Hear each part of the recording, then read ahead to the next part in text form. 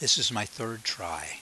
I've taken this lecture from an hour down to 45 minutes, and now I'm going to try to get it down to 30 minutes. Okay, so there is this thing, a special filter, which you send light which has it's going in all directions up to this filter, and the light which comes up and is going parallel to this filter passes through, and the light which is perpendicular to the filter gets blocked. The actual mechanism is that there are long crystals inside this filter, and when this light comes up, it sets up a resonance in those filters, and so the light turns into electricity and then heat, and that's why that light gets blocked going through that filter. But the convention is to draw the lines in the direction that it allows the light to pass. We say that now the light is polarized because you have distinguished between orientations, that is polarized light. If you have a second filter, then this light coming up, if this filter is we say crossed, so it's perpendicular, the only kind of light that would go through the second filter is the kind of light we removed by the first filter, and so no light would come out the other side. However, it is possible to add another filter in the middle and have light come out over here, and you'll see this in class. It is wonderful. I think you can quickly realize that this filter in the middle could not be going horizontal or vertical. It has to be someplace in between. And so the light goes through the first filter and then continues through this filter and this filter. But how can the light go through this filter? The only kind of light that goes through this filter is light that is parallel to that filter. Is there any of that kind of light here? And the answer is yes. There is a component of that vector which is parallel to this filter and thus will pass through, and a component that is perpendicular which will get blocked. And now the light that is coming up to the third filter here does have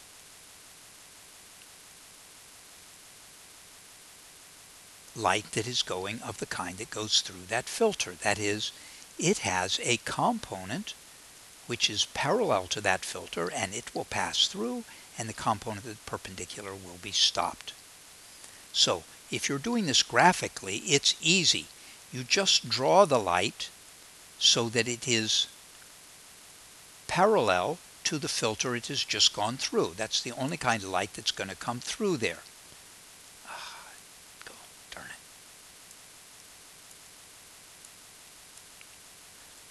it. That you just draw the light parallel to the filter it's just gone through. But you do need to check. If adjacent filters are crossed, then instead of drawing light parallel to the filter it just went through, you need to indicate that no light will come out. Now we need to get mathematical with this, that the angle between this vibration and its component is going to be the same as the angle between these two filters, and the amplitude of the light that's going to come through is going to be this amplitude times the cosine of theta. But we are more interested in how much light goes through. We're interested in how bright the light is. We're interested in intensity. And you may recall that for waves, the energy goes as the square of the amplitude. And so you would take this angle between the two filters, and the amplitude, the intensity of the light that comes here is going to be equal to this intensity times the cosine of the angle between the two squared. And the same thing here. You would take this intensity, multiply it by the cosine of the angle between these two squared, and that would be the intensity you would have here. At the very first filter, you take this light, and what is allowed to pass through is going to be half of the light. So the first filter cuts the intensity in half, and subsequent filters cut the intensity according to this formula. And here are a couple of times for you to try that out. Why is the sky blue? Well, it's not blue. You were supposed to make a list of all the other colors that sky has, and one of them is black. At night it's not blue, that you have to have sun in the sky to have blue sky. However, if you look directly at the sun, you see white. You have to look in the sky where the sun is not. If you do that on the moon, and you look directly at the sun, you will see white, but if you look where the sun is not, you will see black filled with stars. It is very important that you have an atmosphere, or you do not see blue sky. That is to say, you have to have a sky in order to have blue sky. And what's going on is that light which on the moon would pass overhead and not be seen by you, after all, light has to go into your eyes for you to see it, that light interacts with the atmosphere and blue is scattered to your eyes. That we have an atmosphere full of particles, and as the light goes through, it gets absorbed and then re-radiated in all directions, up as well as down, and we see this light coming down, and this light looks blue. And this phenomenon of absorption and re-radiation is called scattering, and it turns out that scattering is maximized. Why won't you come to me? Scattering is maximized when the particle size matches the wavelength. So if you have little particles like nitrogen molecules, they will scatter violet light very well.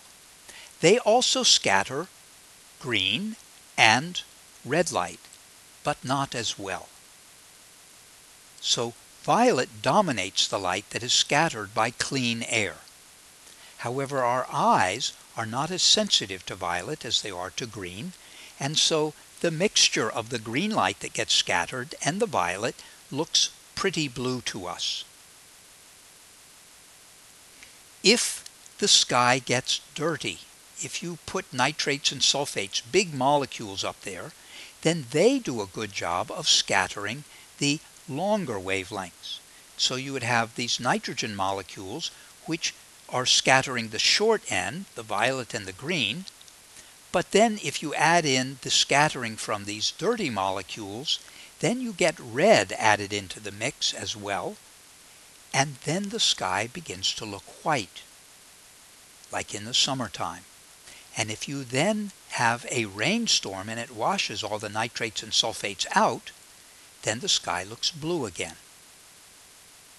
All colors are scattered, but the short wavelengths dominate, and so it looks blue. This is Maggie Walker looming above the planet Earth. If you stand behind Maggie Walker out of direct sunlight, you can still see. Why? Because light is being scattered down into this region. And further, and you look up, the sky would look blue. But if you were wearing a red shirt, it would look red.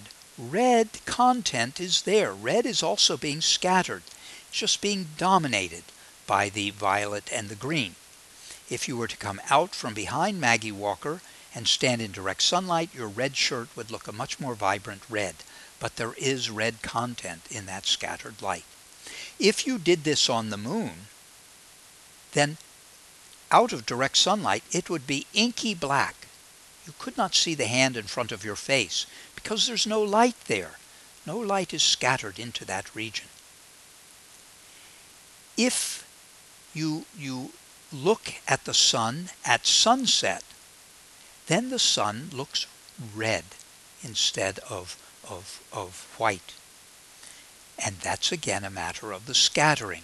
The short wavelengths have dominated what has been scattered out, so the long wavelengths are going to dominate what remains in the light that comes to you.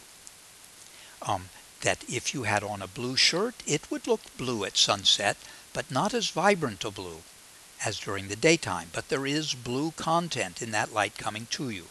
And of course, in between the sun being white and the sun being red, there would be a time when the sun would look yellow, just like you colored it all through kindergarten. Next thing that gives rise to color is thin films. And here is oil slick on water, giving rise to these colors. Here are two soap bubbles. The key is thin. It's got to be on a thinness that is on the order of the wavelengths of light. Very, very thin. Notice that contained in these two colors is magenta. You do not get that in the rainbow because the rainbow is about refraction. And to get magenta, you have to have violet and red with no green. But where you have refraction such that the violet and red are present, the green is dominating at that wavelength. And so you do not see magenta in a rainbow, but you do in a thin film, because here is a matter of interference. Key point, two-source interference. The light reflecting off the top of the thin film and the light reflecting off the bottom of the thin film interfere with one another.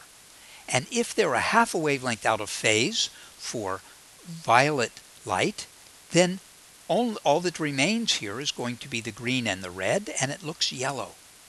If, where it's slightly thicker, they're a half a wavelength out of phase for the green, then you've got the violet and the red, and it looks magenta. If you go to where it's slightly thicker, then there'll be a half a wavelength out of phase for red, and that will leave you with violet and green, and it will look cyan. And then comes to a place where it's of a thickness such that it's 1.5 wavelengths out of phase for violet, and then you get yellow again. And here where it is yellow again, where it's 2.5 out of phase for violet. And so you get the colors repeating as you get to odd numbers of half wavelengths for the various colors. Okay, details. There are two things that cause them to be out of phase. One could have been a difference in the reflection at the two surfaces, and the other comes with the extra distance that the one that went to the back of the thin film went. That the if you're dealing with the oil film, then going from air into oil gets you an inverted reflection as you go into higher impedance, and going from oil into water gets you an inverted reflection as you go into higher impedance. So there is no contribution from the reflections. They're both inverted. So it all comes from this extra path here, that if you went a half a wavelength further in going down and up, then you would be a half a wavelength out of phase, which means that the thickness of the thin film needs to be a quarter of a wavelength, a quarter down and a quarter back up, to get that cancellation. However, if instead you were dealing with a soap bubble, that was the oil film. For a soap bubble, at the top, when you go from air into soap, you're going to get an inverted reflection, but at the back, when you go from soap back into air, you're going to get an upright reflection. So there is a half a wavelength because the two are different reflections. One is inverted and the other is not. So they're a half a wavelength out of phase because of the reflections, and the remainder of how out of phase they are is going to come from the path difference, which is twice the thickness. So let's apply that idea. Then I would suggest, in your book there are magic formulas, but I really know from history that students mess up with the magic formulas. I would suggest you recreate the formula each time. So first we establish that this is for glass, air, glass, and that means that at the top, when you go from glass to air, there's going to be an upright reflection, and when you go from air to glass, there's going to be an inverted. So there's going to be a half a wavelength of path difference because of the different reflections. That first time that there's going to be cancellation, where it's a half wavelength out of phase, that's already taken care of by the differing reflections, and so the path difference ought to be 0. It's going to happen right here, and that would happen for all colors. You would have a dark fringe there. Let me draw. You would have a dark fringe here. Now, we're going to send in a single wavelength. In most of the problems you get, we're not going to go for colors. We're going to send in a single color, a single wavelength, and so there's going to be places where it's black and places where it's not black. We call those a bright fringe. And then there's going to be the next place where you get cancellation, where it's 1.5 wavelengths out of phase. We would get a half contribution from the differing reflections at the top and the bottom, so we need an additional 1 from the path difference, which means the thickness needs to be a half. At the next dark fringe, where it's 2.5 out of phase, we get a half from the reflections, 2 from the path difference, the thickness is 1. Now, having done a few of these, then you set out and come up with a pattern. That each one is going to be in an odd number of half wavelengths is where it's going to happen. You get a half contribution from the reflection. You get an integer number of wavelengths out of phase because of the path difference, and the thickness is half of that. So there are all of the thicknesses where cancellation is going to happen. That formula is in the book, but I think you could easily mess it up. If instead you had like a thin film of oil, or in this class I'm going from air to water to glass, I'm going to get a inverted reflection at the top and an inverted reflection at the bottom of the water film, and so I get no contribution from the reflections. Again, this is where I'm going to get cancellation. So here the half wavelength has to come from the path difference. Here the 1.5 wavelengths has to come from the path difference. And again, the thickness is going to be half of the path difference. So here is a formula that we would have for the thicknesses where cancellations would occur, where you had no contribution from the reflections. But don't learn that as a magic formula. Rederive it. You'll be miles ahead. So here's a problem for you to do, and I would like you to do it. And if you can have memorized those magic formulas, you can use that. And if you're good at magic formulas, fine with me. But I strongly recommend that you instead work it out like this. And I'm going to do that, but I would suggest you stop the show and try to do it yourself. I presume you have started the show again. Reflections at the top and the bottom. This is glass around air. So there's not going to be any contribution from the... No, there is. It's going to be upright at the top and inverted at the bottom. You're going to have a contribution of a half a reflection because half a wavelength because the reflections are different. Okay, stop the show again. Can you pick it up from there? The first dark fringe will be where the waves are out of phase by a half a wavelength. The path difference, whoa, I've already got the half wavelength taken care of by the reflections. The next dark fringe will be where it's 1.5 out of phase. So the path difference here has to be 1 with a half from the differing reflections. Thickness is a half. Maybe that's a good point for you to stop and generate a formula, or maybe you do one more. And then you say, so at the nth, well, here is the first. This is where the thickness was 0. The second, the third. Let's try this formula. When n is equal to 0, n is equal to 1, we get a thickness of 0. When n is equal to 2 for the second cancellation, we get a halfway. It works. There we go. I've got the formula. Now that I've got the formula, I want to go ahead and what's going on? Forget about it. I want to go ahead and see how many dark fringes there will be. Well, they said that the thickness here was 5 micrometers. So that's going to be the thickest that it can be. All the other fringes are going to occur at thicknesses that are less than 5 micrometers.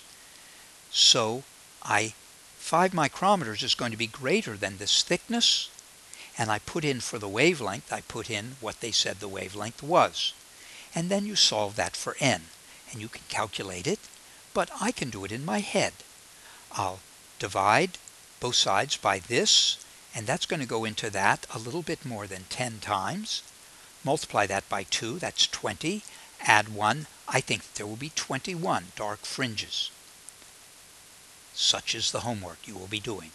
New way of making colors, and this time it is by diffraction. Yet a new mechanism for making colors. And it is something like this, although I'm not going to get all the details. Let us presume that it's cancellation that's going on with the diffraction. It's not, clearly. There's no magenta showing up here. That's a nice rainbow. But let's presume that it's cancellation that I'm looking at, that what I've got, this diffraction grating, is a whole lot of holes. If this was 5 centimeters, then there would be 25,000 holes there. The light goes through the holes, it's diffracted, it goes off in all directions. But at this particular angle theta, I've got this and this canceling, and these two cancel, and this one and the next one cancels. They all cancel, which means that this one has to be out of phase with this one by a half a wavelength, or 1.5 wavelengths, or 2.5 wavelengths. So that theta has to be such that d, the separation, times the sine of theta, this is theta here also, gets you this thing here being a half a wavelength, or this thing here being 1.5, so that they're out of phase the right amount. That's not right, but it's something like that that goes on. Here in the case of the CD, they burn little pits in the CD. That's how they put information in. But again, those become multi-source interference, aka diffraction, giving rise to those colors. Last topic is the Fresnel lens. If you try to make a lens and it's got an air bubble in it, which can happen when you try to make big lenses, it's very hard not to get air bubbles. Well, when the light comes up to that air bubble, it's going from glass into air, it's entering a faster medium, it gets bent away from the normal, and when it goes from air back into glass, it's going into a slower medium. Here's the normal, it gets closer to the normal, it gets bent apart. If you brought in a beam here at the bottom, it would be bent down. This becomes a diffracting lens inside of this larger lens. It just destroys the optics. And so what Fresnel realized was that we need to get rid of that, and that the center of the lens contributes nothing to the refraction that we want the lens to do. It's the interface between air and glass. And so what he decided to do was to make a lens where he just removed the center and only kept the outer interfaces between glass and air, and it makes for a marvelous lens which does a wonderful job of being a lens. It's very cheap to produce, and it's possible to make very large lenses without these optical impurities.